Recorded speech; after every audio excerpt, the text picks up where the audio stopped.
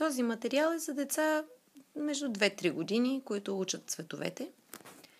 Това, което ще видите тук, ще се върнем към лупите след малко, но ще видите огромен набор от сини предмети. Събрала съм из къщата каквото намеря сино, дори самата кутия е синя, за да говорим за синия цвят.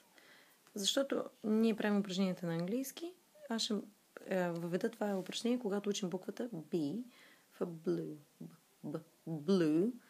И ще разглеждаме син балон, синьо човече, син молив, какви ли не сини неща съм се опитала. Син елипса, синя пеперуда, синьо някакво бурканче за балончета, син помпом, какви ли не съм се опитала. Синя мишка, каквото съм намерила с син цвят, син кон,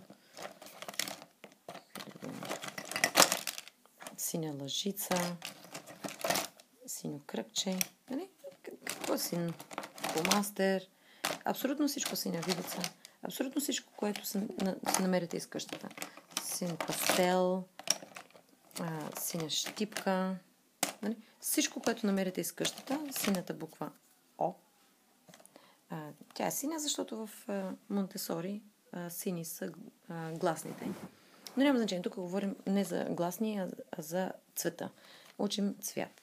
Сега, интересно е, когато вече се изчерпа тази кутия и се запознае с предметите и с цвета, и нарочно имам 2 такива лупи, той взима едната, аз взимам другата и разглеждаме из къщата, къде може да намерим син цвят.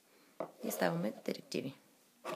Имаме и фенерче, за да можем да обикаляме из къщата и много мистериозно да наблюдаваме всичките цветове и да откриваме синьото, като това прави малко по-интересно